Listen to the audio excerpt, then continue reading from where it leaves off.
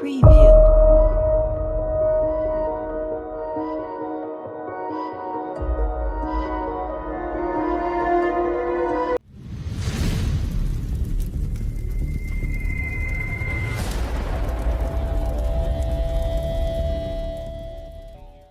Man.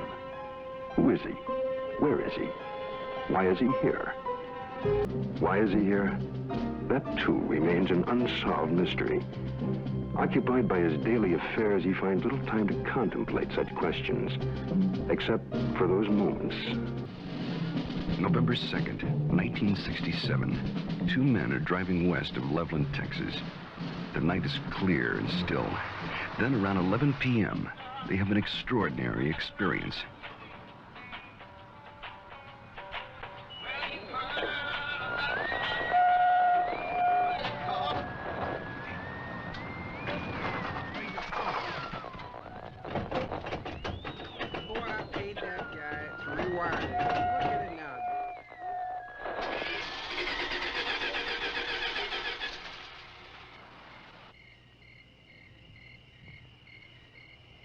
Come on, let's get out and check it.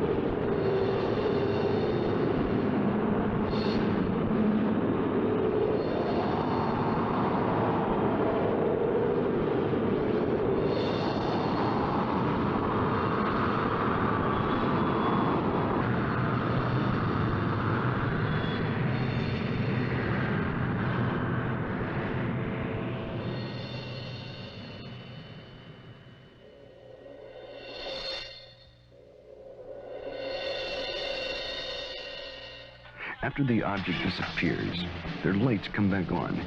The engine restarts, and they hurry to notify the police. Later, the Air Force investigates their story and 15 similar reports before concluding that a form of globular lightning was responsible for the sightings.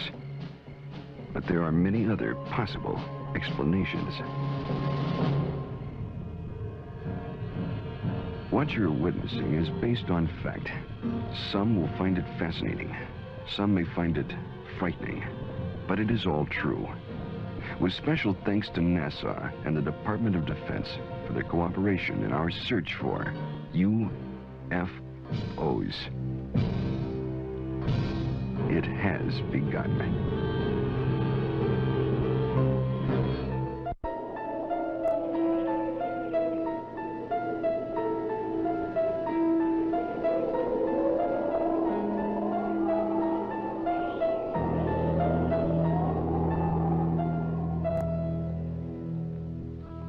The Old Testament, Ezekiel chapter 1. It came to pass that the heavens were opened, and I saw visions of God. Out of the midst thereof came the likeness of 4 living creatures. They had the likeness of man. Now, as I beheld the living creatures, behold, one wheel upon the earth by the living creatures. The appearance of the wheels and their work was like unto the color beryl, and their appearance and their work was as it were a wheel in the middle of a wheel. And when they went upon their 4 sides, and they turned not when they went. As for their rings, they were so high, they were dreadful, and their rings were full of eyes round about them 4. And when the living creatures were, the wheels went by them. And when the living creatures were lifted up from the earth, the wheels lifted up. This account took place some 500 years before Christ. Other accounts very similar appear in earlier ancient writings. The Greeks and Romans also are known to have made observations of such things as phantom chariots appearing in the night sky. Records also tell us that during the reign of Charlemagne, there were many accounts of encounters with tyrants of the air and their aerial ships. These accounts so concerned Charlemagne that those reporting such strange phenomena were subject to torture and death. Here is one recorded event given between the 8th and 9th century in France. One day, among other instances, it chanced at Lyon that 3 men and a woman were seen descending from these aerial ships. The entire city gathered about them, saying that they were magicians sent by Charlemagne's enemy to destroy the French harvest. In vain, the 4 innocents sought to vindicate themselves, saying that they were their own country folk and had been carried away a short time since by miraculous men who had shown them unheard of marvels. Luckily, the Bishop of Lyon pronounced the incident as false, saying it was not true these men had fallen from the sky, and what the townfolk said they had seen there was impossible. The people believed what their good bishop said rather than their own eyes, and set at liberty the 4 ambassadors from the ship. The date was November 12th, the year 1887. The time was near midnight aboard the sailing ship Siberian, when it was reported that several people aboard ship witnessed a huge sphere of fire. It was observed arising out of the ocean. It rose to an altitude of 16 meters, then flew against the wind and came close to the ship, then dashed off toward the southeast. This sighting lasted a full 5 minutes. Within the years 1896 and 97, mysterious airships were reported all across the United States. In Oakland, California, a group of streetcar passengers reported a winged cigar that sent out a stream of bright light. The sighting spread through Colorado, Texas, Kansas, Nebraska, Iowa, and many other states, particularly in the Midwest. On April 11, 1897, Walter McCann of Rogers Park, a few miles north of Chicago, took a photograph of an airship. The New York Herald, as well as the Chicago Herald Tribune, pronounced the plates as being genuine and not a fake. Dr. Jacques Vallée, international authority on the UFO experience. The first thing I'd like to dispel is a frequent misconception that UFOs are limited to this country. Very often people ask me, how come I never hear about UFOs in other parts of the world? How come we only hear about UFOs in America? Well, UFOs are not an American phenomenon. They are a worldwide phenomenon. That's one of their most dramatic characteristics. The first major wave of sightings, and sightings tend to come in very intense series over a couple of months, over a given region of the world. The first such major wave occurred over Scandinavia in 1946. There was a major wave in this country in 1947, mainly in the western states. And then there have been waves in the US in 1950, 1952, and so on. And there have been intense concentrations of sightings in Africa, in Latin America, in Mexico, in the Soviet Union, in the People's Republic of China, Australia, New Zealand, and on and on and on. I don't know of any single country that has not had a series of UFO sightings. May 1975, Manitoba, Canada. Unidentified flying objects have been reported over the small town of Carmen. The objects have been seen by many witnesses over a period of several weeks. May 13th, 1975, cameraman Alan Carr of station CKY in Manitoba photographs 2 separate sightings over Carmen in front of 4 witnesses. The first sighting occurs at approximately 10:30 p.m. The object appears to be stationary just above the ground. Then, almost simultaneous with a flash which appears in the sky, the object moves north at blinding speed. Only when the film is later analyzed in slow motion does Carr realize what he has captured photographically. Approximately an hour later, a second sighting occurs. The object appears over a group of trees and moves from left to right at an apparently low relative altitude to the horizon. Again, slow motion analysis provides a fascinating study of this unexplained event. On June 30th, 1973, Jean Bigot of the Astrophysical Institute flew over Chad aboard the Concorde, packed full of scientists and scientific apparatus. At 17,000 meters altitude, in the twilight of a total eclipse, Mr. Bigot photographed the horizon with his camera.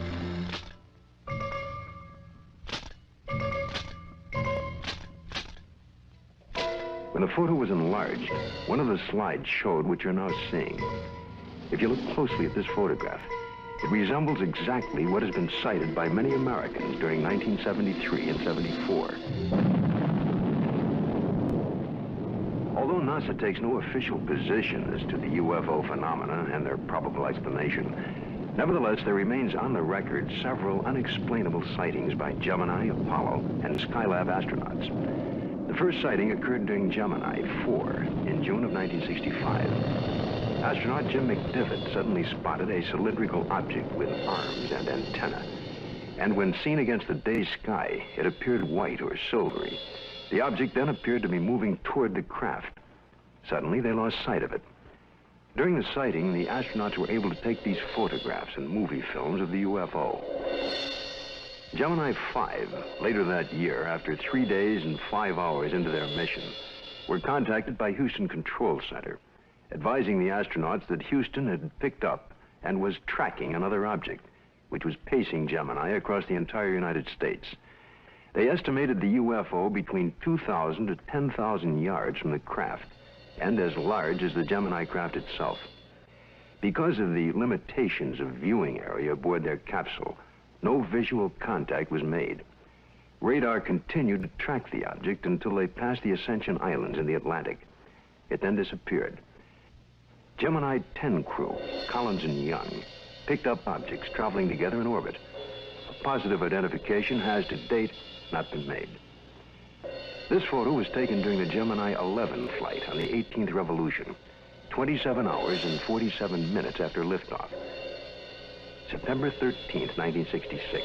This UFO was tracked visually and recorded on film by the crew and is truly considered unidentified by the photo interpretation experts at NASA. Perhaps the strongest and most spectacular of all the sightings took place aboard Apollo 11 on its way to the moon for the first moon landing. The ship was 1 day out, on July 16th, 1969, when they spotted an unusual object. It had a sizable dimension to it. At first, the crew thought it was the Saturn IV booster rocket and called Houston for confirmation. Houston informed them the booster in question was some 6,000 miles away. The object remains unknown.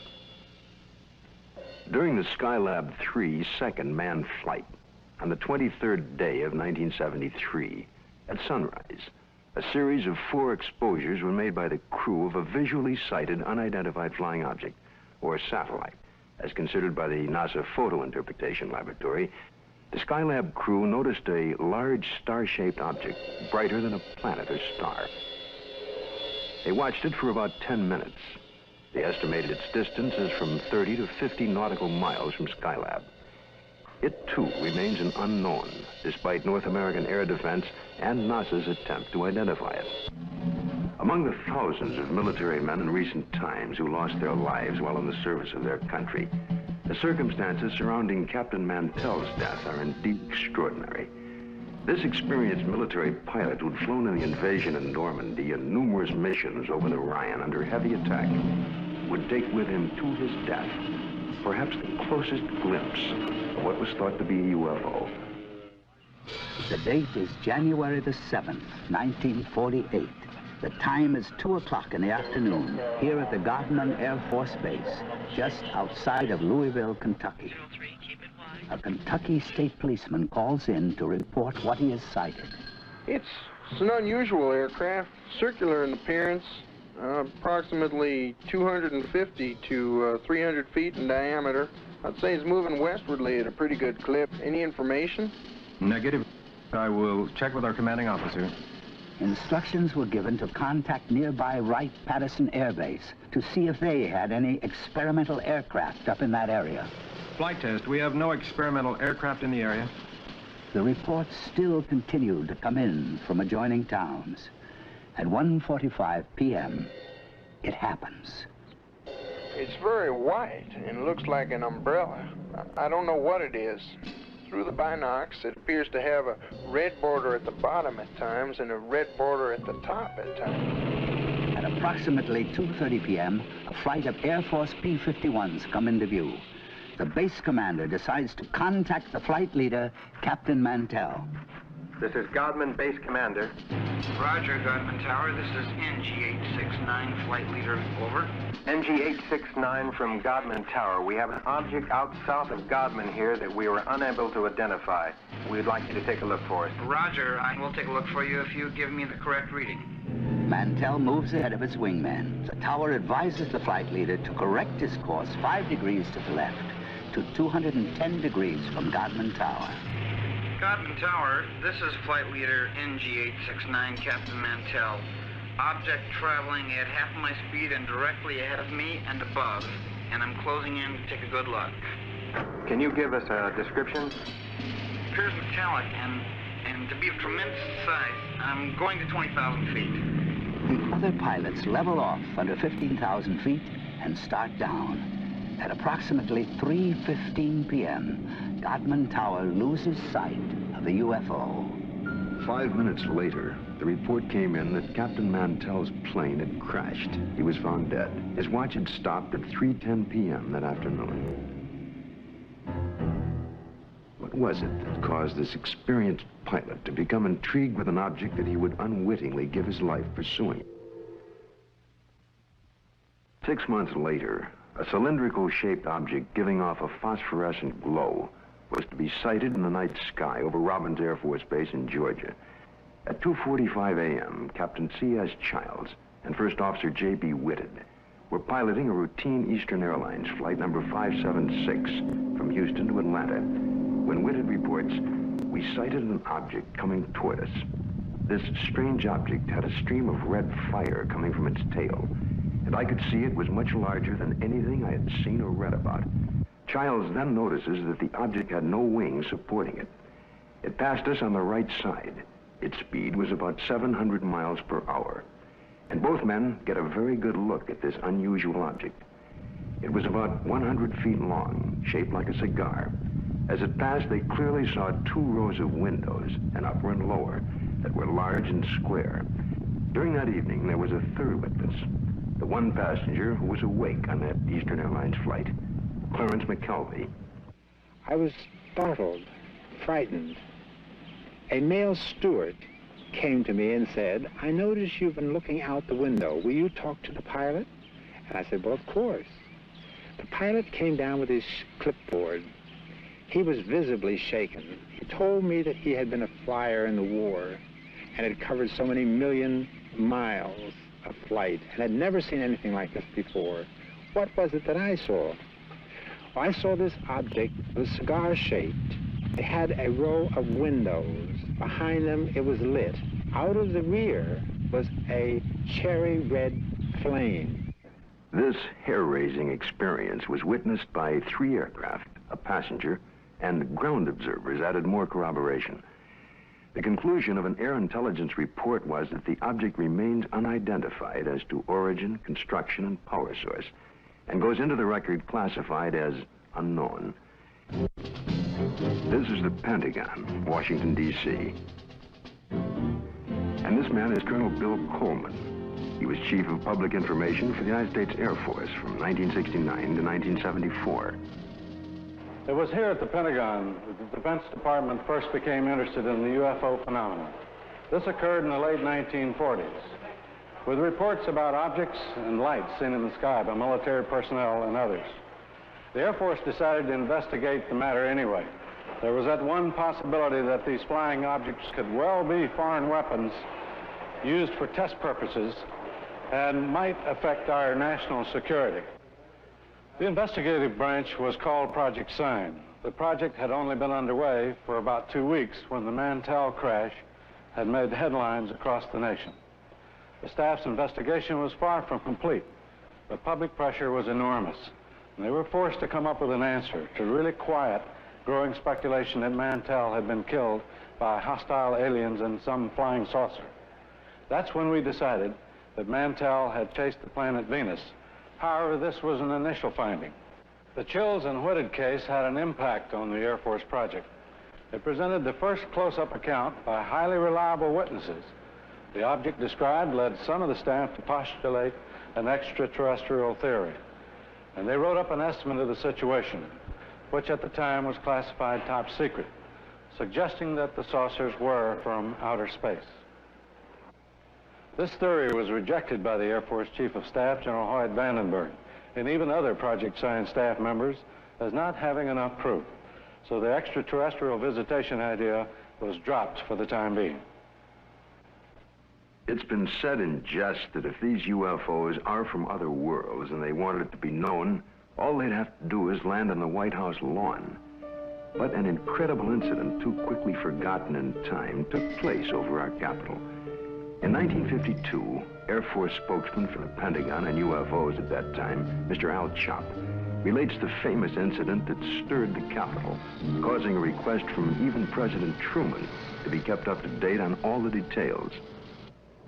There were radar reports of unidentified flying objects over the nation's capital. We had 3 reports. One came from Andrews Air Force Base radar control room, and 2 from the radar controls at Washington National Airport. The first sightings consisted of a number of unidentified targets picked up on radar. Then a call was placed from National to the Andrews Air Force Base flight controllers. They were apparently tracking the same targets. Then Andrews reported a visual observation of 3 objects that were apparently in the same position as those indicated by our radar sets. The targets stayed on radar until about 12:30 a.m. They moved slowly at first, about 100 to 200 miles per hour. Then one of the targets sped away at a fantastic rate of speed.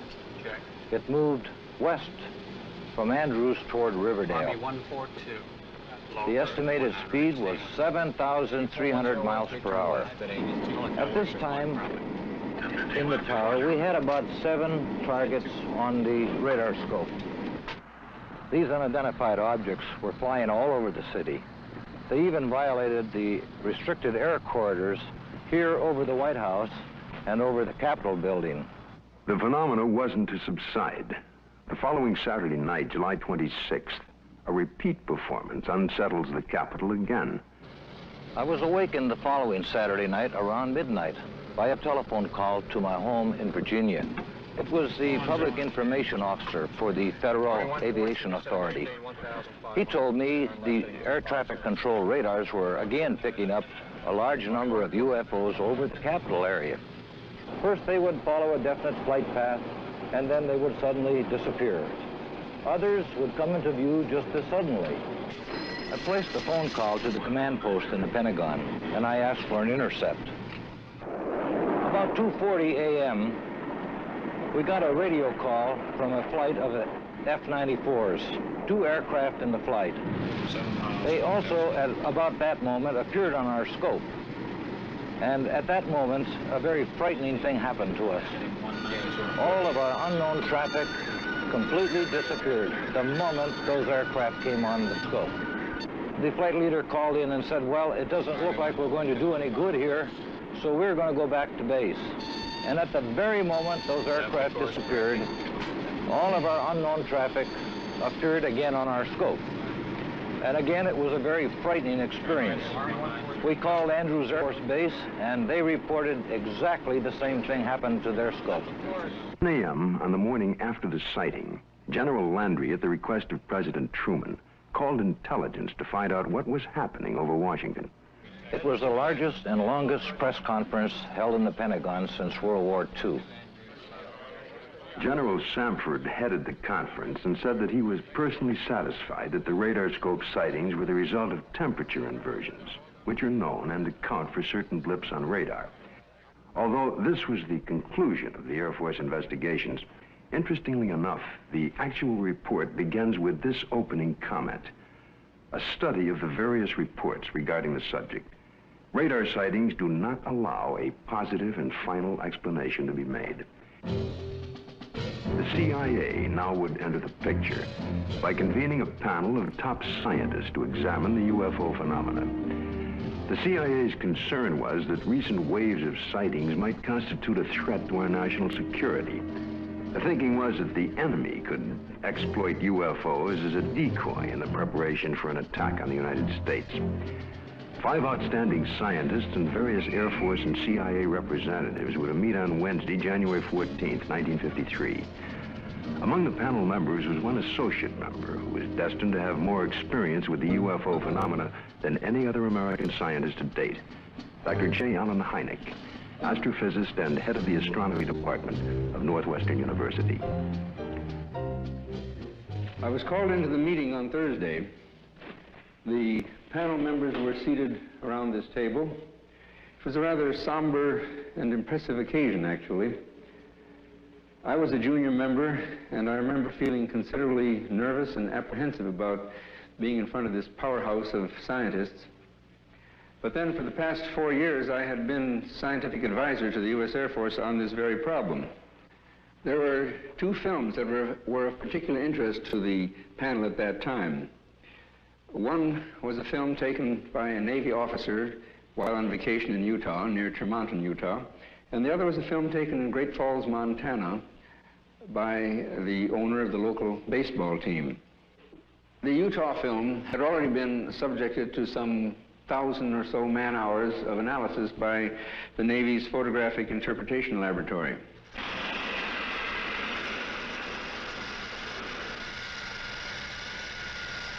So the panel got up from their chairs and crouched around the wall to examine the films, and they asked to have the films run several times, as a matter of fact. Now, the Navy had, on the basis of their detailed analysis of the Utah films, they had concluded that the objects shown on the films could not be birds, balloons, aircraft, and so forth, but indeed that they were self-luminous, unidentified objects. Despite this conclusion, the panel rejected it and concluded that the objects were birds. They couldn't be unidentified, therefore they had to be birds. I came away from the meeting and from the room with the distinct feeling, however, that the panel had deliberately moved to debunk the whole subject and not to give it the serious scientific attention which it deserved. How many times have you noticed something in the sky, something out of the ordinary, a movement or shape that suddenly catches your attention? You look more closely, and usually the thing becomes immediately recognizable. It's the moon, or a flock of birds, or a plane, usually. But just for a moment, suppose the thing you glimpsed remains unrecognizable, unidentified, without witness or proof. All you have left is a nagging sense of mystery, of uncertainty. A few years ago, this man had such an encounter near San Francisco, only he had proof in the form of an 8mm movie. But through an unsettling series of circumstances involving the United States Air Force, he remains today uncertain about exactly what he saw. It was in August 1965. My family and I were invited to some friend's house near San Francisco. I remember it was a beautiful, clear day. We were driving for a while, and as a matter of fact, I recall looking at my watch, and it was around noontime. We continued driving, and I noticed at the distance something very bright.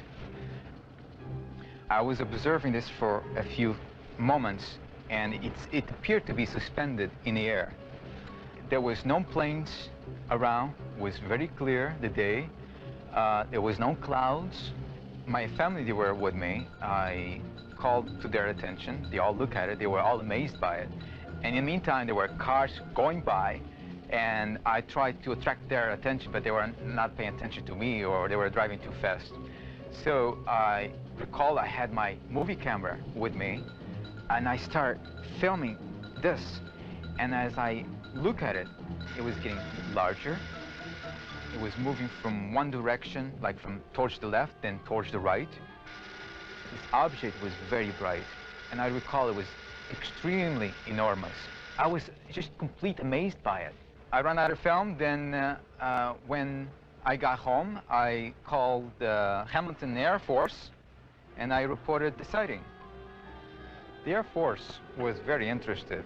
They had asked me, as soon as I had the film developed, they would like very much to look at it. Well, I had the film developed, I looked at it, there it was, very bright, quite clear, and moving very rapidly. So I captured this right on film. A week later, I received a letter from Hamilton Air Force Base, which reads, Dear Sir, we have received the 8mm film on which you captured what certainly seems to be a very fast-moving object in the skies over the Bay Area. The film has been forwarded to Wright-Patterson Air Force Base in Ohio, where such observations are investigated. Well, several weeks went by. Finally, the Air Force returned my film. And I noticed immediately it was not the original film. It was not that clear, and the quality was very poor. For some reason, or good reason, the Air Force decided to make a copy. They kept the original, and I ended up with a very poor copy. Close examination of the film returned to the Air Force reveals that it is, indeed, a print, and not the original. And while the print is very poor quality, we can still catch a tantalizing glimpse of something extraordinary in the skies over San Francisco. Watching it again, this time with the aid of a pointer, it's easier to spot the elusive thing. But to date, no one has been able to make a positive identification. No one except possibly the Air Force. I would imagine the film is somewhere in their files, and probably by now they forgot all about it. But I will not forget that day. The sighting itself had such profound influence in my life. Because since that time, powerful, extraordinary events has happened to me, which I have no doubt are direct result of my experience. But I can't talk about it publicly. It seems the CIA was to become involved in the UFO phenomena again, in a most unusual way. A series of episodes were to take place that up until the airing of this program were not public knowledge. The events were so bizarre that it's hard to conceive they happened to individuals associated with such no-nonsense organizations as the Office of Naval Intelligence and the CIA. This man is retired Lieutenant Colonel Robert Friend, U.S. Air Force, and former head of Project Blue Book. Friend, now on the management staff of Celesco Industries Incorporated, which builds and launches missiles for defense testing purposes. Friend now relates this most unusual experience. It was 1959 when I was invited to attend a briefing in the security portion of this building. It seems a retired Rear Admiral had information about a woman in Upper Maine that purported to have established contact with extraterrestrial beings. 2 naval intelligence officers were sent to investigate. The naval officers met with the woman, and she went into a trance, supposedly to establish contact with the purported extraterrestrials. And then they asked her scientific and technical questions that a woman of her education could not possibly know the answers to. Yet, as the questions were put to her, she was able to answer easily with seeming telepathic help from these purported extraterrestrials. According to the report, she indicated there was an organization, OEEV, which meant Universal Association of Planets, and that organization had a project, UNZA, meaning Earth, which was being conducted. Then an unexpected turn took place. One of the naval officers was informed by the woman that they, the extraterrestrials, were willing to answer questions directly through him, a naval commander and intelligence officer with no prior experience in telepathic communication. He took over and attempted to write down the answers to questions put to him by his fellow naval officer. The word traveled back quickly to Washington officials and the very skeptical CIA. Nevertheless, there was no reason to totally disbelieve the report of this highly respected Navy commander. Questions were put to him, such as, do you favor the government, religious group, or race? And would there be a third world war? The answer to both was no. The group then asked if they could see a spaceship, and the commander, still in a trance, told them to go to the window and they would have proof. The group moved to the window where they supposedly observed a UFO. I was told that a call was made for radar confirmation. The reply came back that that particular quadrant of the area was blanked out on radar at the time. After being briefed on all of the details, I asked the commander if he would attempt to contact me. He sat for several minutes and then appeared in a deep trance with his Adam's apple moving up and down rapidly. Questions were put to him, and he answered them by printing in rather large letters using rapid but jerky motions. It wasn't at all like his natural hand. During the course of the questioning, we learned the names of some of the so-called extraterrestrials. One was Krill, C-R-L-L-L. Another, Alomar, A-L-O-M-A-R. And another, Alpha, A-F-F-A, purportedly from the planet Uranus. A case that just as well could have been written by a very imaginative science fiction writer. But here in my hand is the actual account of the incident by one of the agents present at that time. The names of 7 men present are listed here. Because of the unusual nature of the incident and at their request, their names will remain confidential. Another reason for control of the Blue Book files was to protect the names of witnesses. To help satisfy public demand, periodic summary releases were made. We had no proof that we were indeed being visited by extraterrestrial vehicles under intelligent control. However, we couldn't prove that there weren't spaceships either. It created a dilemma for the Air Force. In 1966, an important incident takes place in Michigan. It creates enough of an uproar that President Gerald Ford would at that time call for a congressional hearing on UFOs. Here are excerpts from Ford's actual letter to the House Armed Services Committee. The Air Force sent a consultant, Dr. J. Allen Hynek, to investigate various reports, and he dismissed all of them as products of college student pranks, or swamp gas, or an impression created by the rising crescent moon and the planet Venus. I do not agree that all of these reports can be or should be so easily explained away. I am proposing that the Science and Astronautics Committee, or the Armed Services Committee of the House, schedule hearings on the subject of UFOs and invite testimony from both the executive branch of government and some persons who claim to have seen UFOs. I think we owe it to the people to establish credibility regarding UFOs. Sincerely, Gerald R. Ford, Member of Congress. Congress acts on Ford's letter and holds an open hearing under the chairmanship of L. Mendel Rivers of the House Armed Services Committee. Only 3 persons are invited to testify. The Secretary of the Air Force, Dr. J. Allen Hynek, and Project Blue Book head at the time, Colonel Hector Quintanilla. Hector Quintanilla relates the events and reports of the unusual sighting that led up to the congressional hearing. And the other one here at Dexter.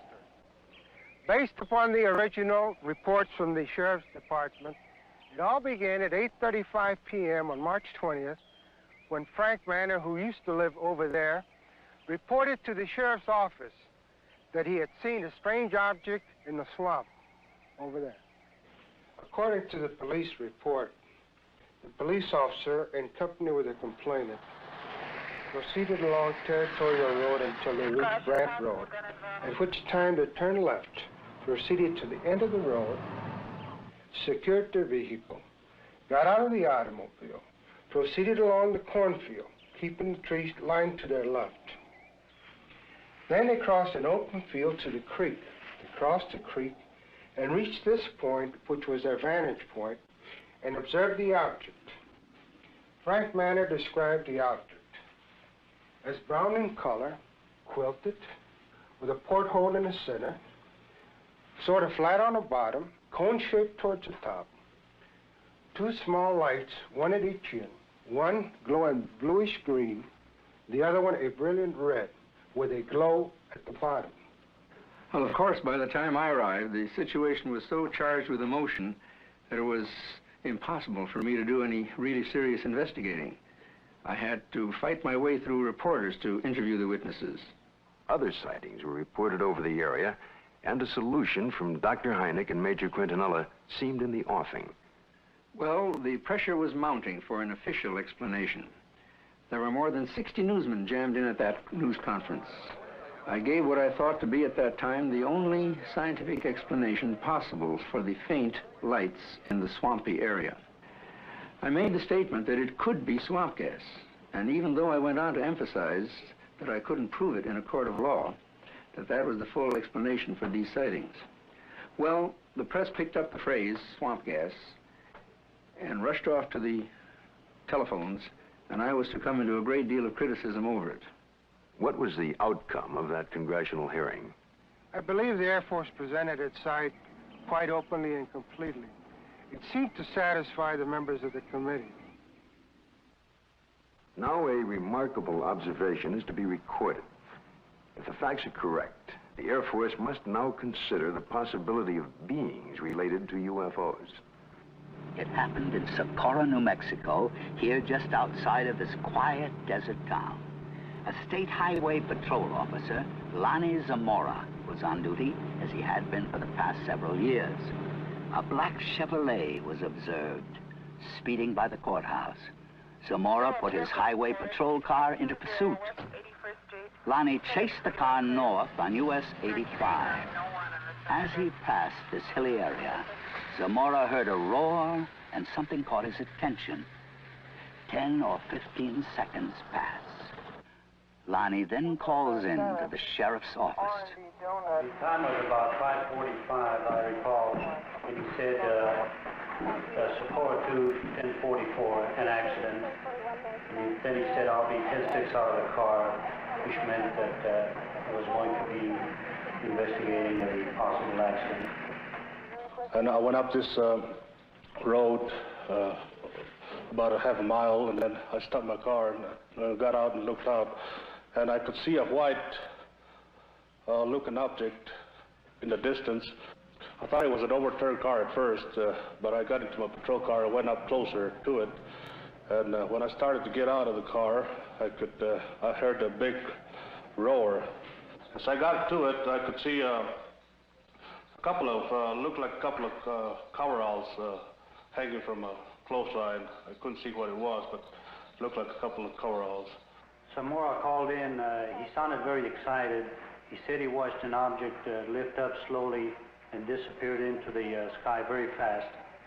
I went down to where the object had been, and I noticed the brush was burning in several places. The object had left 4 perpendicular impressions on the ground. I noticed several bushes were smoldering, but they felt cold to the touch. I noticed what appeared to be a couple of oval footprints on the ground. I knew Lonnie had seen something. The proof was right there.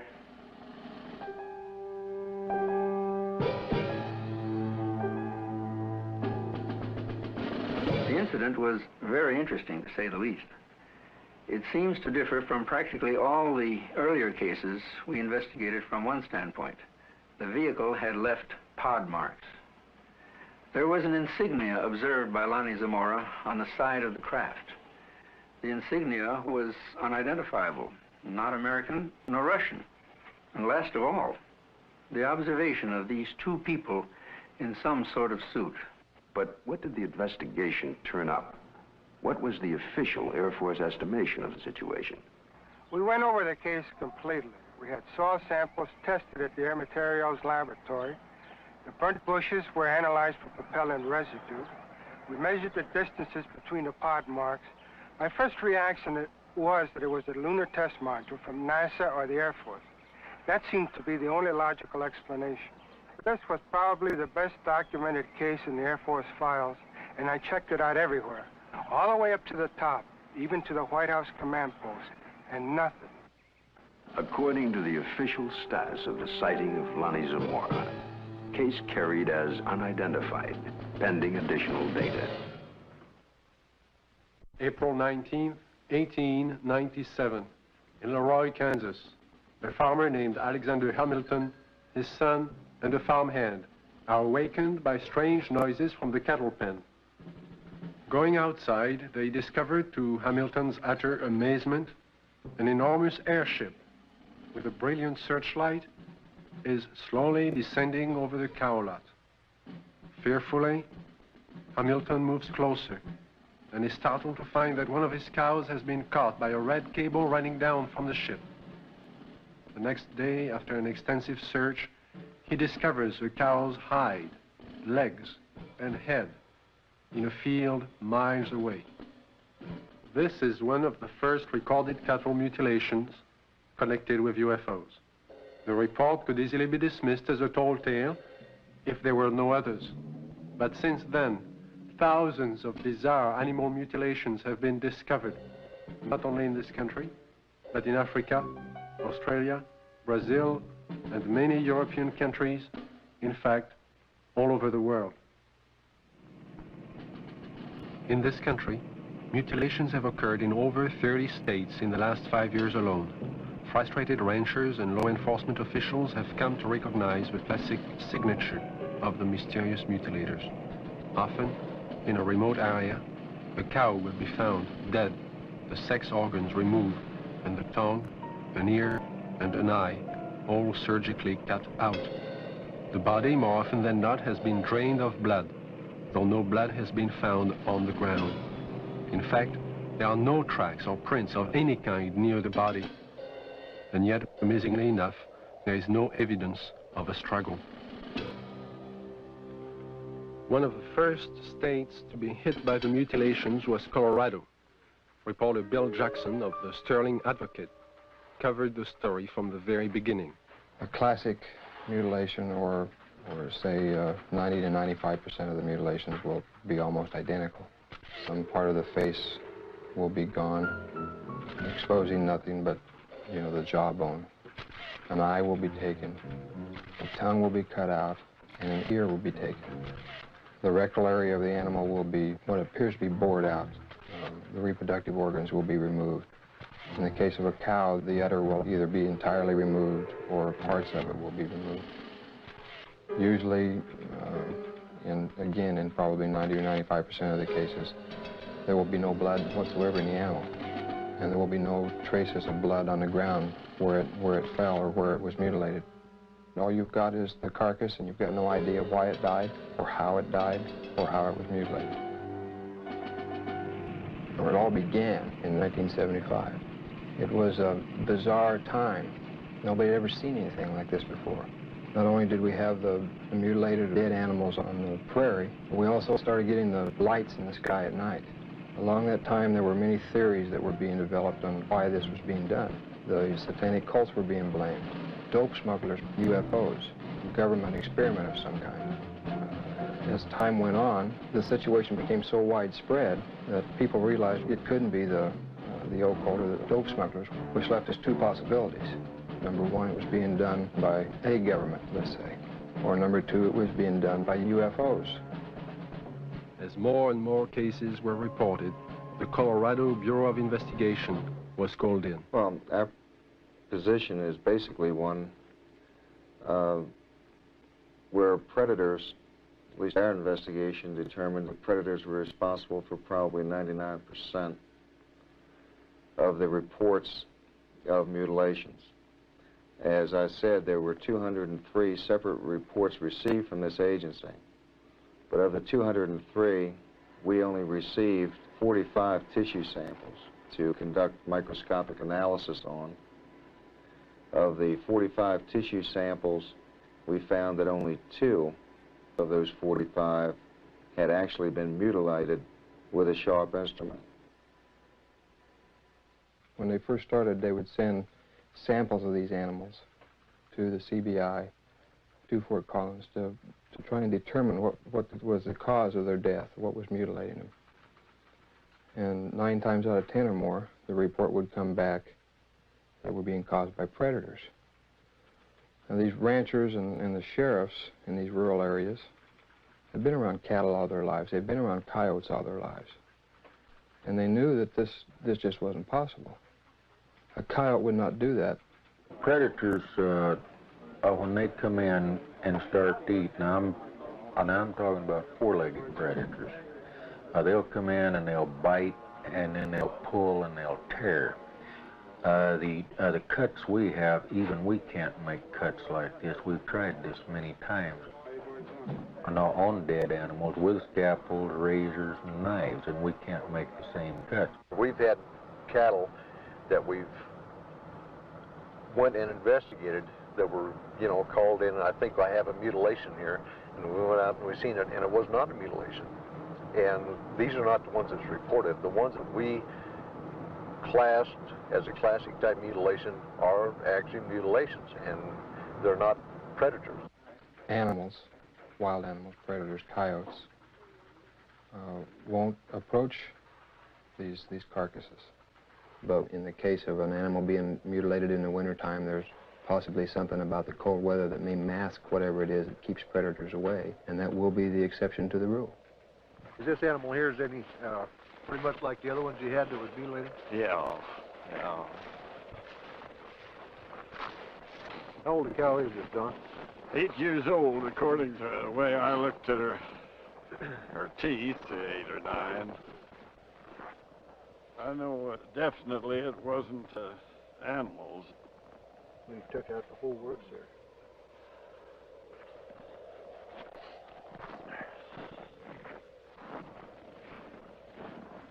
Don, you know now on this critter here, how this looks like a real incised wound? Yeah. Well, it looks, it's definitely cut. Oh, yes. And everything, you can tell that. I mean, even at the age that it is right now, that's opposed to the way it is to where the animals have been to it on this other side over here. Kind of noticed there, you know, the difference there, Don, between here and how animals have been to that, and that flesh is torn. Yeah.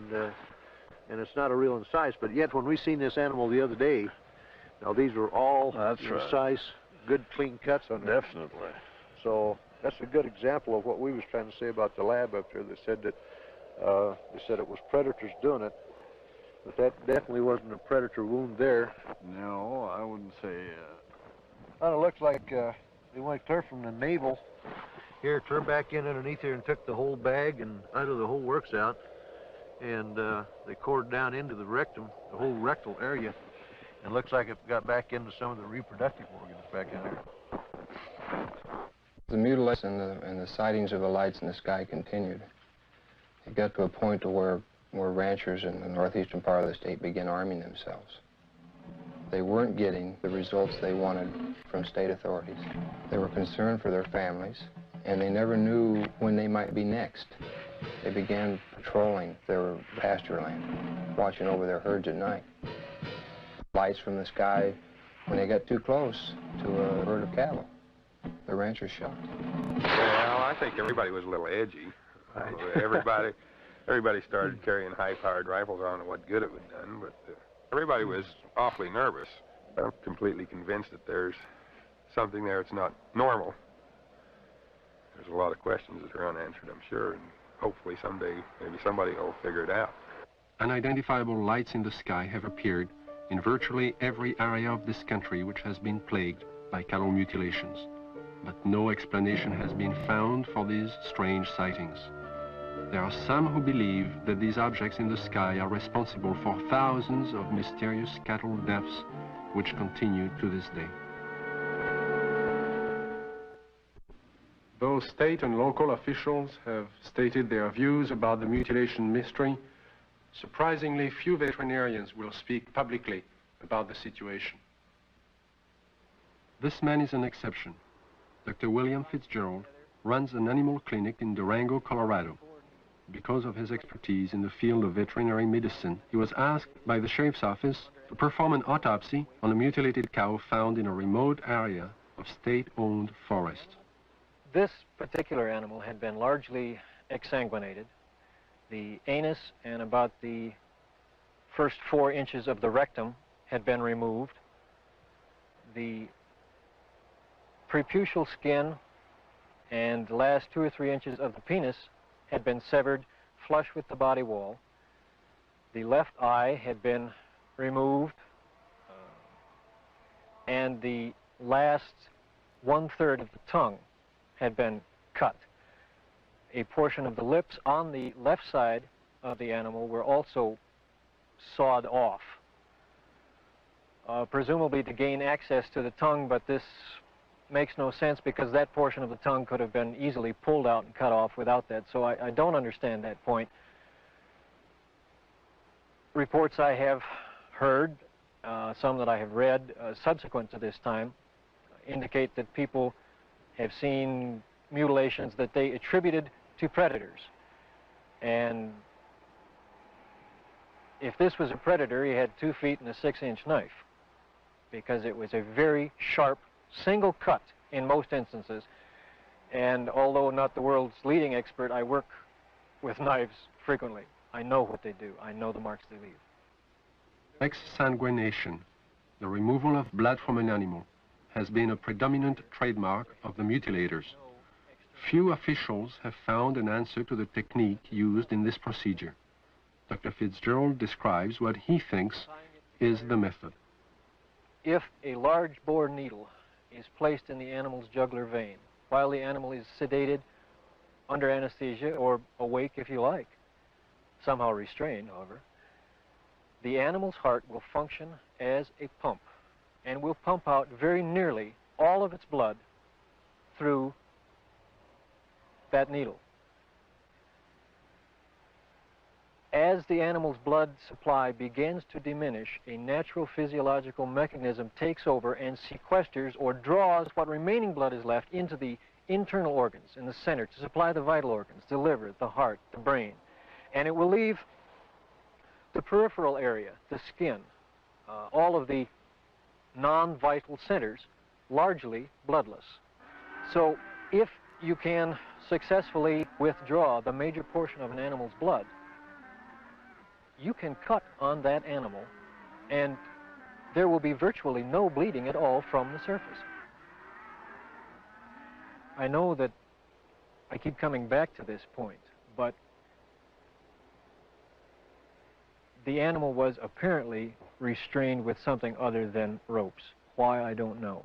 It was apparently washed completely clean. Why, I don't know. And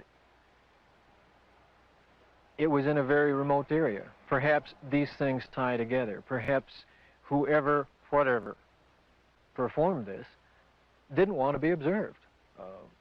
I think one of my initial feelings was that somebody certainly went to an awful lot of trouble to get back into a remote area where I don't believe you'd casually know there were even cattle to do all of this. Dulce, New Mexico, similar to the plains of Colorado in its isolation, but nestled among rolling hills and small mountains, is the land of the Jicarilla Apache. Tradition is strong here. Indian women weave intricate baskets and create delicate beadwork. The men preside over tribal business and raise cattle. And here, as in Logan County, the night sky has been lit with the glow of unknown flying objects and cattle are found mutilated. Officer Gabe Valdez of the New Mexico State Police and retired scientist Howard Burgess, who pioneered the development of Kirlian photography in this country, periodically pool their knowledge and expertise in an effort to solve the mutilation mystery. Officer Valdez describes how it all began. It was in 1976, June the 14th, when we first had one of our cattle mutilations here in Dulce. The cattle that was mutilated belonged to Mr. Manuel Gomez. Any time that we do find one that it's not too decomposed and it's fresh enough for us to do some tests, well, I do call on Mr. Burgess because he has a lot of knowledge in the field of science that is very helpful to me in conducting my investigations. Howard Burgess had a theory that some of the cattle had been marked prior to their mutilation with something which would show up under ultraviolet light but be invisible to the naked eye. Late one night, he and Valdez conducted an experiment and found that out of 80 head of cattle, 5 were indeed marked with a powdery white substance, visible only under ultraviolet light. So we took ultraviolet with some special filters and ran the cattle through it, and what appears to be markings glowed under ultraviolet. It's invisible to the normal eye, but under ultraviolet it does glow. Then we removed the hair from the region that does glow, and we removed a control sample We took these to the lab and had chemical checks run on them. We did find that the sample that did glow is extremely high in potassium and magnesium. At the time, this was interesting, but it didn't mean much to us until we ran on to other things that began to tie in with it. The tie-in came on June 3rd, 1978, when a UFO was sighted over Taos, New Mexico. As it hovered over the town, it dropped a thin film of ashes onto the ground below. The ashes contained high levels of magnesium and potassium, the same elements found on the cattle under ultraviolet light, but there was more. We find there's at least 25 elements in there. There's a good possibility that it may be something that's organic. And if it is, this just opens up a real bag of worms, because anything can happen if this is an organic material that has come from one of these crafts. And this, as the people told us, directly fell from the craft that was hovering over the area. One evening in 1975, Logan County Sheriff Tex Graves took his deputies into the countryside around Serling, Colorado, determined to track the bright lights which had been skimming across the ranches and farmlands for the last several weeks. Reporter Bill Jackson describes the sequence of events. We were just getting started in this. We really didn't know what we were doing. We weren't prepared for anything like this, of course. But as time went on, we realized we couldn't catch them, so maybe we can take pictures of them and discover something that way. A year and a half later, the lights returned, and the mutilations were still going on. So we arranged with the Honeywell people in Denver to borrow a 1100 millimeter Lentar lens from them, and got some high-speed recording film from Kodak. And then we sat and we waited, hoping that the lights would come back and we'd have a chance, and finally that chance came. It was a stationary object that we saw for approximately 30 to 45 minutes, and the resulting shots were interesting, to say the least.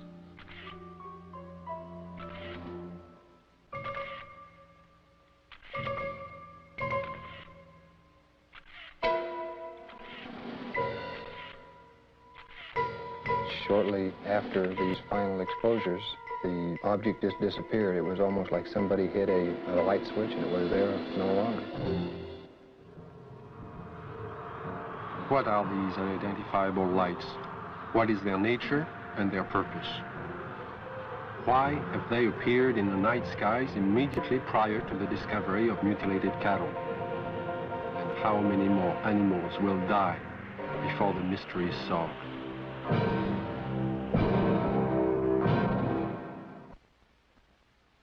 In 1974, I received a call from a woman who had a strange story to tell.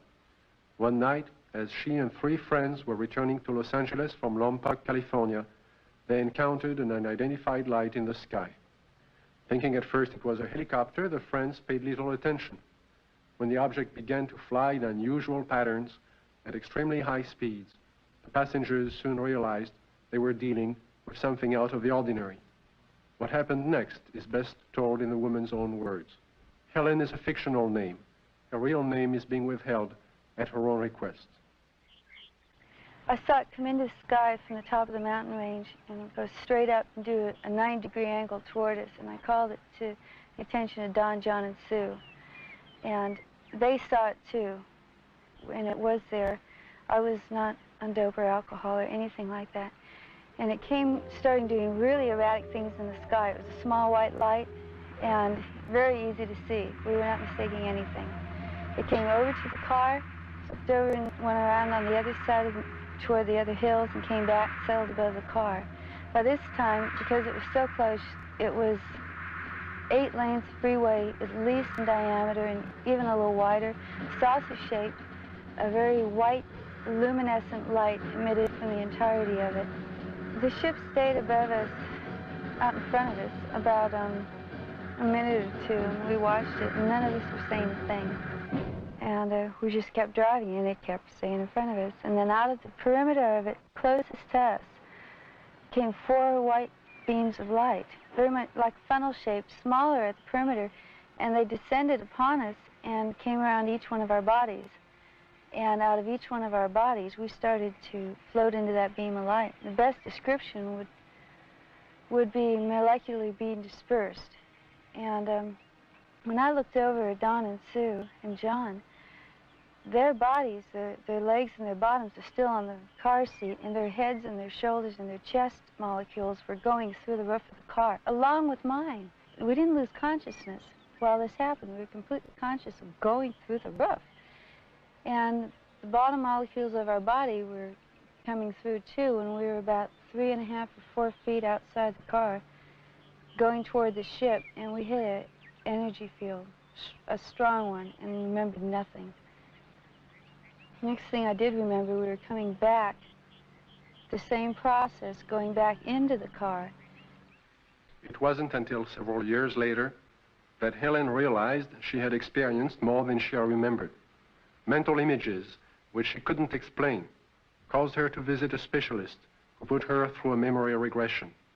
In this relaxed state, Helen recalled the evening in question and described in detail the experience of being taken aboard the UFO. I came to, and standing in front of me was a very tall man with whitish hair, kind of bronze, beautifully tan type of skin. And he had a long type of robish gown on, and he was looking at me, and very, very friendly. And he said he supposed I'd like to know what we were doing here. And I looked around, and I did want to know. There was a huge room that we were in that had a hallway off the front and a hallway off to the side. And there were round, curved hallways. The room was very light. Iridescent light radiated all over, but you didn't see a light bulb anywhere. In fact, you didn't see hardly anything except for the swivel chairs we were sitting in. And he proceeded to help me up. And then we walked together over to the screen in front of us, across the room, and he showed us some information and pictures, and it was very cordial and very easy to talk with. The man spoke to me in English, but concurrent with everything he said was a great deal of telepathic communication, and it was completely peaceful feeling. It all made sense. He showed us a screen with many images on it that clarified some of the things he was saying. He also said that he'd been around with the other people there for thousands of years, and that they had been picking up people and giving information to people for the use of putting it into this world, into this society, to bring about a lot of better changes. And the interesting thing was that there are some people, he indicated, who we know and read about, who were given information by him. This is what he told me. And there was no fear. That's predominant, I think, in everything. From this large room where we first came on, the man led me down into a couple other rooms. And the one that's very interesting was more or less in the center of this ship, and it was a room full of dials and full of men dressed in more form-fitting clothes, whereas the one who met me had a type of ambassadorial robes on. And these guys had more like turtlenecks and Levi's. They were still white, soft, iridescent, and very comfortable looking. And they were working. There was plenty of dials, and there was lots of screens, types of scopes there, and they were doing things very involved. None of them paid any attention to us. They kept their word. After he had taken me to these rooms, we were walking again down the hall to go back to the car. And while we were walking, I remember telling him, you know, nobody's going to believe me. And he said, he's really nice to talk to, and he goes, it doesn't matter if anybody believes you. And there was a purpose to being told these things, and what I had learned and what John and Sue had learned too had its purpose. And he was very kind and very cordial. You could meet him on the street almost and not even feel anything unusual. And then we came back to the room, and we were put back in the car the same way as we were taken out. And just this tremendous sense of peace, and that there was a lot more going on than we had originally thought. In December of 1969, amidst great public controversy, the Condon report from the University of Colorado was finally out. In summary, they found no evidence that UFOs were a threat to the national security, and the late Dr. Condon recommended that the Air Force terminate its involvement in UFO investigations and analysis. In 1969, the Air Force officially disbanded Project Blue Book and the study of the UFO phenomenon. Conclusions of Project Blue Book were: 1. No UFO reported, investigated, and evaluated by the Air Force has ever given any indication of threat to our national security. 2. There is no evidence submitted that sightings categorized as unidentified represent technological developments or principles beyond the range of present-day scientific knowledge. And 3, there is no evidence indicating that these unidentified objects are extraterrestrial. The files of over 12,000 cases were placed into storage. But the ubiquitous UFO wasn't to be influenced by this government position. Incidents were to continue, with daily reports of flying objects finding their way into the news media. In the closing months of 1973 and early into 1974 alone, there are over 1,000 unrelated and unsolved reports of UFOs from across the United States. Delaware State News, Dover, Delaware, October the 16th, 1973. Dover. 3 women on their way to the market saw it. At the same time, the crew of the Delaware State Police helicopter saw it. 2 airline pilots flying over Dover reportedly saw it. Flight controllers at the Dover Air Force Base saw it. Southern Illinois and Carbondale, Illinois, October 18th, 1973. It didn't make any noise, Dan said. It had red and green flashing lights on the front and back. Times Dispatch, Richmond, Virginia, October the 19th, 1973. It was hovering, and we parked there on U.S. Route 15, about 2 hours, and watched it.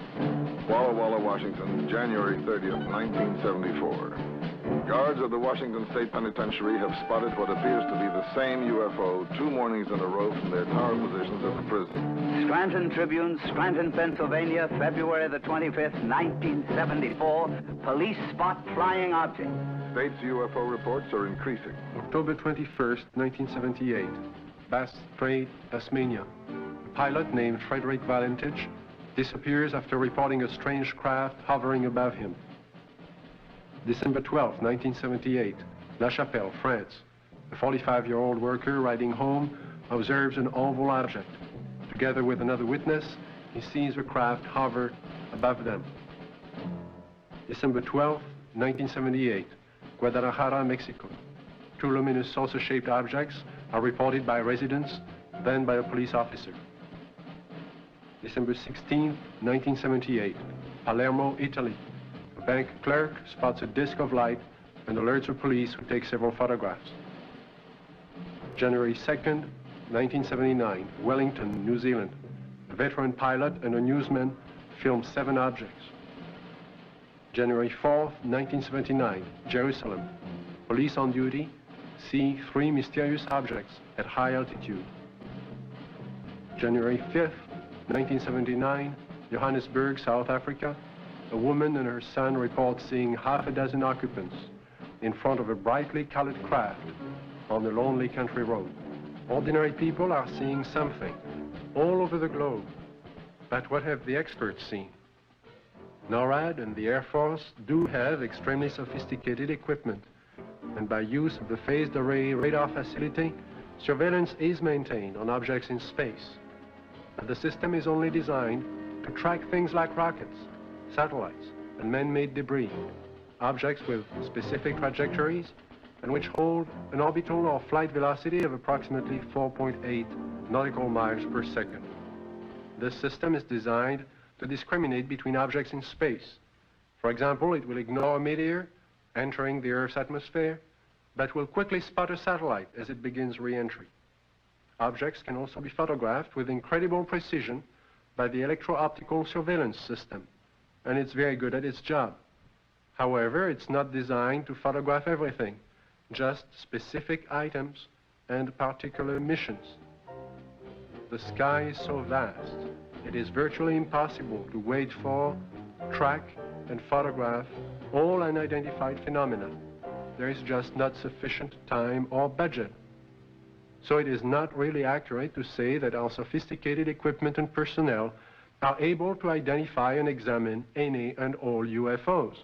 On the contrary, they are programmed to study man-built machines and only that. Among the many reports of UFOs in late 1973, one incident would stand out because of the credibility of the four witnesses. This is Major Coyne, Army helicopter pilot, his co-pilot, Lieutenant Arrigo Jetsi, Air Medic Sergeant Healy, and Robert Janicek. These men had just finished their annual flight physical early that day and were found fit and sound of mind. They would take off from Port Columbus Airport about 10:30 p.m. But what was about to follow, and the subsequent report they filed, would put to the test the credibility of these men. Approximately 8 miles east of Mansfield, our crew chief, Sergeant Robert Janicek, observed a red light on the east horizon. Did you gentlemen see the same red light? Yes, I did. Our helicopter was flying on a northerly heading. We were flying at an altitude of 2,500 feet. He indicated that the light seemed to be pacing the helicopter, moving along in a parallel direction with our aircraft. Which direction from the helicopter was the object? Moving, it was to our right, to the right side of the helicopter, and it was moving with us as we were heading north towards Cleveland. And at this time, he indicated that the light changed its direction, was coming directly at the helicopter at the same altitude. And as the helicopter was maintaining a speed of 90 knots, the object came at a terrific speed from the horizon. We estimated 15 miles. Visibility was reported 15 miles that night. Did you gentlemen see the object at this time, after it had been pointed out by the sergeant? No, not at that time. I was flying left seat or co-pilot, and visibility from that seat from an object approaching from the right is rather limited. So I was having difficulty seeing the object. And it was for that reason that Major Coyne did take the aircraft or the controls from me. I grabbed the controls from Lieutenant Jetsi because I thought it was going to hit us. I braced for impact. With that, I pushed the collective down to get the helicopter to start to descend. I then looked at the altimeter. It was showing 1,700 feet. We were descending 1,000 feet a minute. The helicopter began to descend, and as this object came at the helicopter, it seemed to descend with the helicopter. When the helicopter went down, the object came down, but it still came directly at our broadside, as if to hit the helicopter from the right side. Did anyone else see the object at this time? Yes, I was watching it come on out of the east horizon. And the only thing I felt was when the skipper took over the controls and we started to auto-rotate down, and I'd never been involved in a mid-air collision, so I was just watching this thing come at us. It was at this time a light came, swung 90 degrees from the UFO towards the helicopter, and it came in through the front of the plexiglass, and the entire cabin inside turned green from the light. It was a pyramid-shaped type of light that beamed down and came through the front of the helicopter. How long was your aircraft bathed in this beam? The light that came into the cockpit apparently lasted only for a few seconds, but it was enough time that I observed the red instrument panel lights utilized for night flying to be absorbed by the green lights. Was it possible for you to determine the outline of this object against the star background? Yes, sir.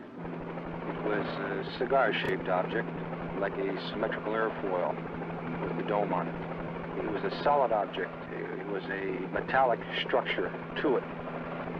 And you could see lights reflecting off the structure, and you could not see any of the stars or behind the object itself. Well, while all this was going on, what was the attitude of the helicopter? Apparently, when we were supposed to be descending at 2,000 feet a minute at 100 knots, we were climbing at 1,000 feet a minute with the controls still established for a descent. And we went from 1,700 feet up to 3,500 feet and topped out at 3,800 feet. I would like to stress one important fact, and that is there is approximately 20 years of Army aviation experience between between the 4 men on board the helicopter that night. We have been trained to follow procedures and regulations in reporting incidences, regardless of how they're accepted. And we tried to follow those procedures. And we reported the incident as it occurred and have avoided any speculation on the subject. While our government's official position is not to speculate on this subject, we can choose to let our minds explore other possibilities, to use our imaginations. For if we consider that astroscientists agree on one point, that the possibility of life elsewhere is not only quite probable, some feel it is there without a doubt. Let us suppose then that these objects are real space vehicles, extraterrestrial in origin, and not an illusion of the mind. Perhaps we can begin to accept such ideas as various reported UFO shapes and configurations by looking at our own aviation history. We have, in 71 years, devised dozens of aircraft shapes, from propeller-driven biplanes to lunar modules to date.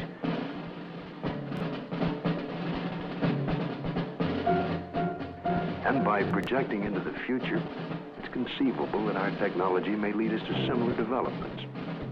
As to the UFO's behavior, if they are space vehicles, they appear to have movement in advance of our understanding of what is possible in the 20th century. But we must realize, however, it stretches our imagination. There will be a 21st and 22nd and 23rd century, where the impossibilities of today may be tomorrow's commonplace.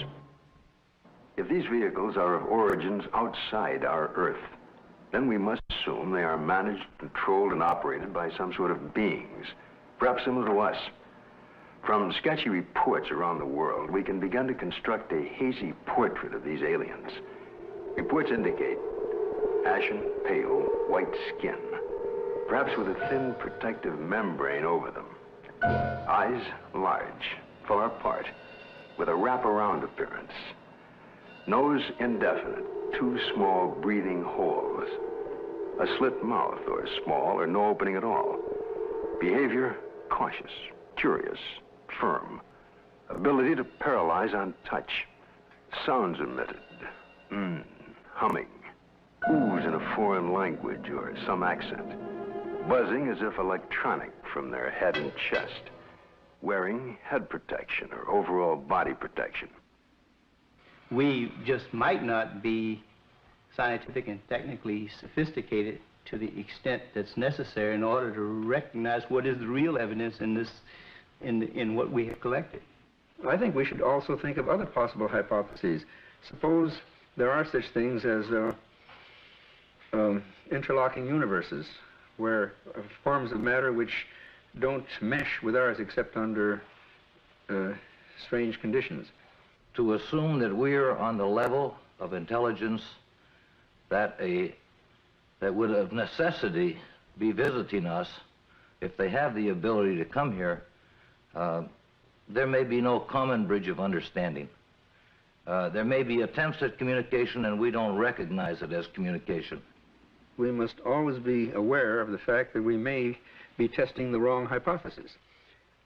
As for instance, in the days when people talked about stones falling from heaven, that was testing the wrong hypothesis. Meteorites do exist. The phenomenon exists, but they're not stones that fall from heaven. They're stones that the Earth collides with when they're in orbit around the sun. It's arrogant, egocentric, egotistical for us to think that we are the highest intelligences in the universe. I think that's completely preposterous.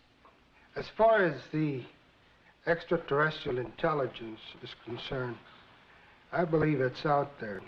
We have not been able to come up with a logical explanation. At least our scientists have not. The only plausible explanation that would explain all of these sightings is the theory that these could be intelligently controlled vehicles controlled by an alien species, alien to this planet. How would the public react if this event were true? To find the answer, Dr. Leon Festinger of the New School for Social Research consulted a number of prominent social psychologists from several universities across the United States.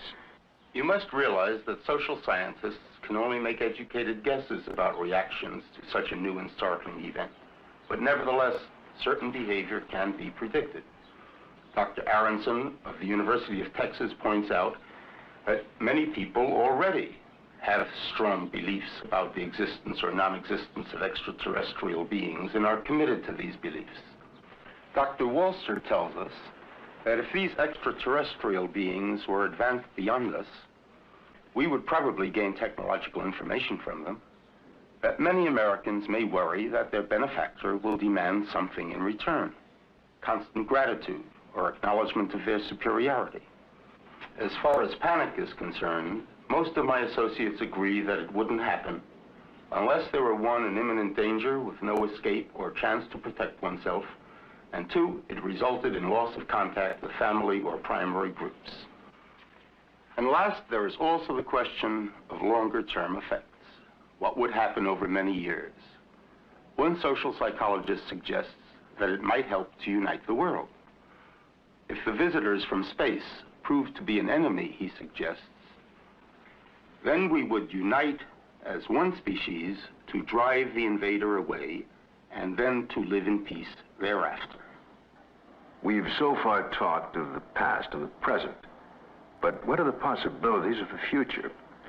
It seems almost certain that if other beings more advanced than ourselves do inhabit other sectors of the universe, then it's quite probable there will come that day, that moment in time, when official contact will be made. Let's look at an incident that might happen in the future, or perhaps could have happened already. The premise is that contact is made by extraterrestrial beings with representatives of the United States Air Force at Holloman Air Force Base in the deserts of New Mexico. The day is clear. It's about 5:32 a.m. at Holloman Air Force Base.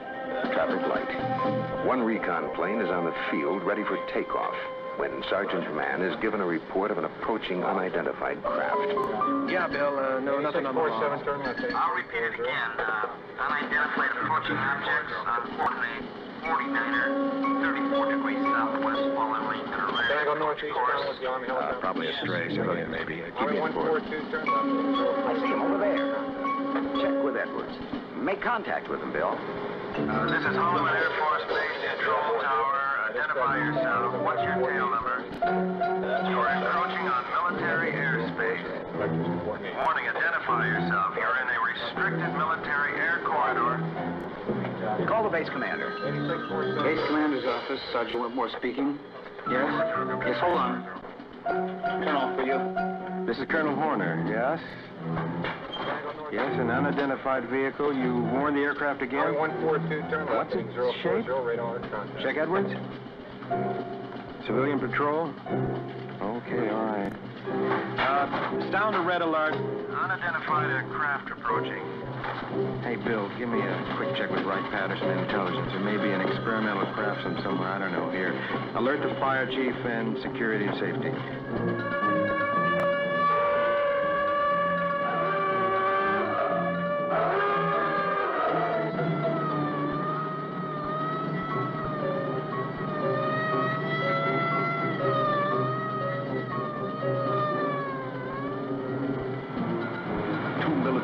Interceptors are dispatched to escort the unidentified crafts out of the area.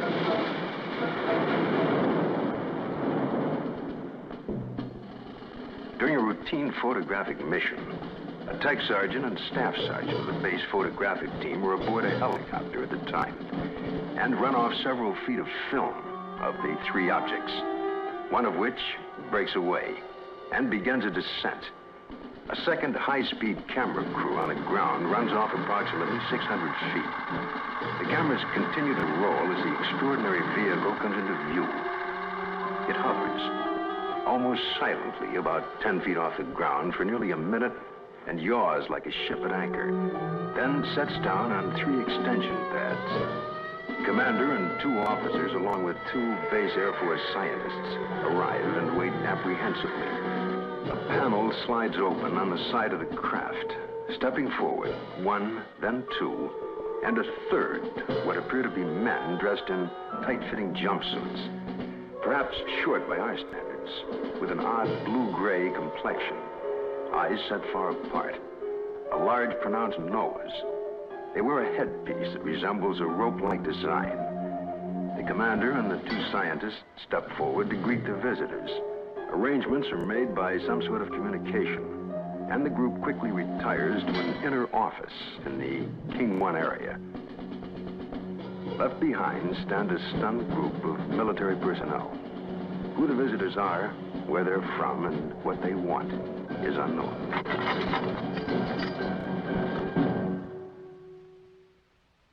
We now have a new challenge, perhaps the most monumental in recorded history. The opportunity to investigate a phenomenon that could change our destiny. Through the study and understanding of the UFO phenomena, we may discover a new energy force, or how to use it. Or it could lead to an understanding of our relationship to life throughout the universe. And if there are beings from distant advanced societies, we may be privileged to see a revelation, a look at ourselves 1,000 years in the future. And perhaps at this very moment, located in another galaxy, somewhere in infinite space, other beings raise similar questions and discuss the possibilities of life outside their planet, and talk about Earth as part of their plans for the near future.